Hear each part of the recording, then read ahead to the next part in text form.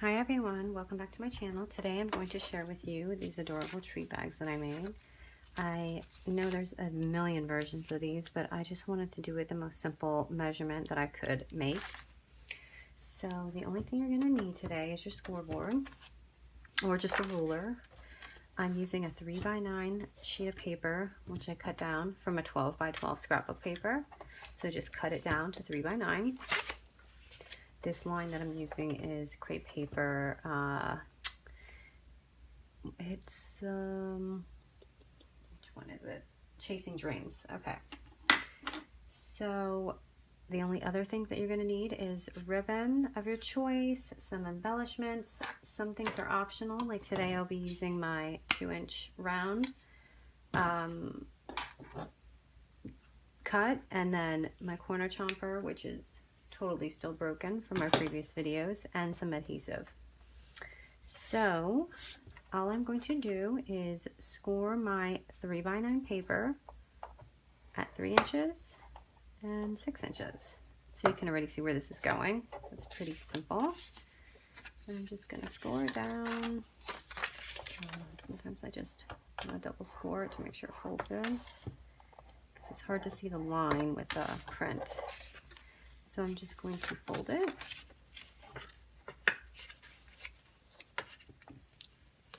You gotta make sure it's on that score, or else your fold is not going to be correct. I'm just gonna fold it back because it wants to go that way easier.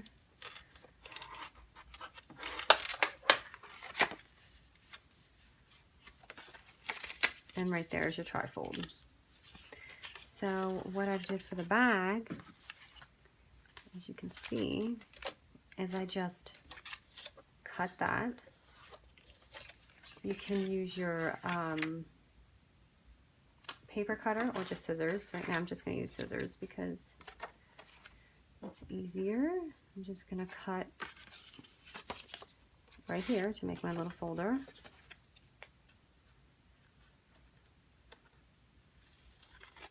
You can adjust this to any size you want. If you need it to be taller, do 4x9. If you need it to be shorter, do 2x9. So now I have my folder. I'm just going to use some tape, which is my double-sided tape. I'm sure a glue runner would be easier, but I'm in low stock of it. I'm just going to, all you need to do is tape this bottom right here, just to make the folder close.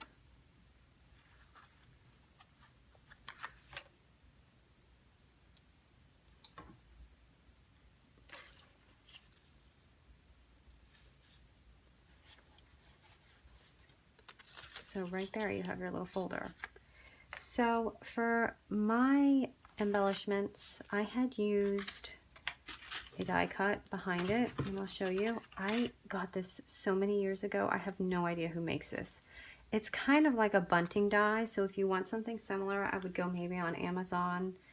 Lawn Fawn and Spellbinder have so many different dies. I believe they'll have something like this. Just look up maybe bunting die or flag die cut. So since some of you probably won't have that, that's why I chose to do my punch. So I'm going to just take this, punch a circle out,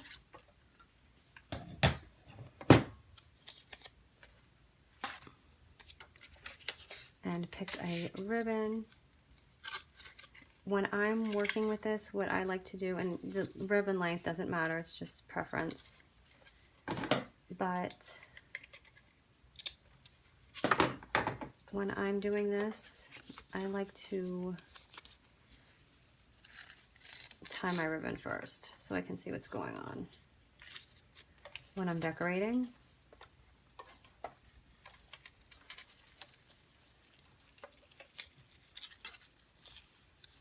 So I can also see how the ribbon looks too.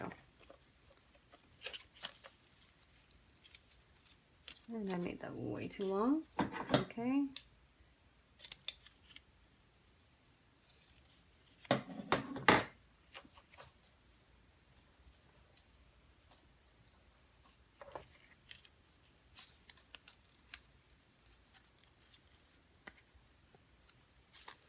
Okay, so you can absolutely put adhesive now, but I like to just see what's going on because sometimes I don't like the ribbon I choose, but I'm just going to stick a little glue dot on here just to keep my place. Okay, so I cut this out and I'm just going to place that here. I don't know if I personally like that one with that. Let me see how this looks.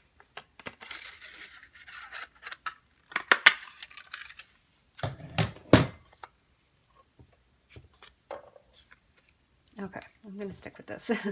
So you can either glue this or tape, but I'm going to tape.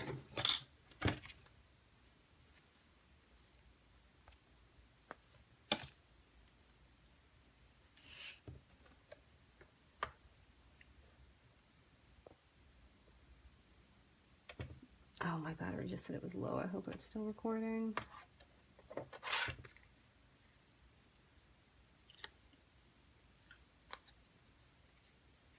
These are so easy, and I love the way they look.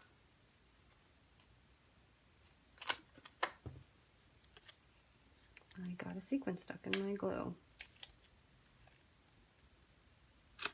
Okay, so I'm just going to pop that on there.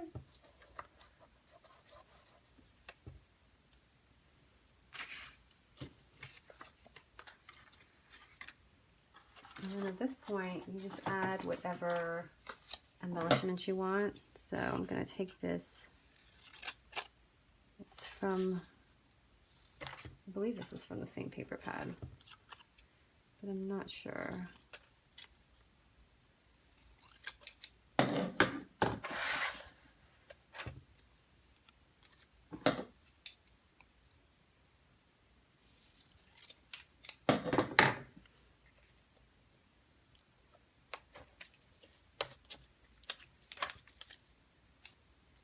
This is just kind of my process of what I do.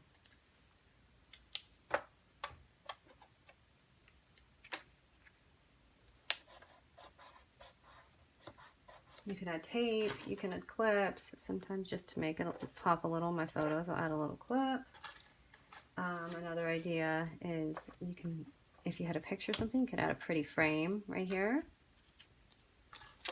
Anyway, I also usually pop a little tape on the back to make sure that it stays in place. I should have done this before, but just so when they open it, the ribbon stays put. Okay, so I'll see that. I'm just going to take this off for now so you can see. Ta-da! And last thing I did with mine, I actually like the way it looks squared. And some of you may not have time to do this, especially if you're doing a large class or a lot of people. But I like to just round it off right just there. And I am done. I hope you enjoy this easy tutorial. Thank you for watching.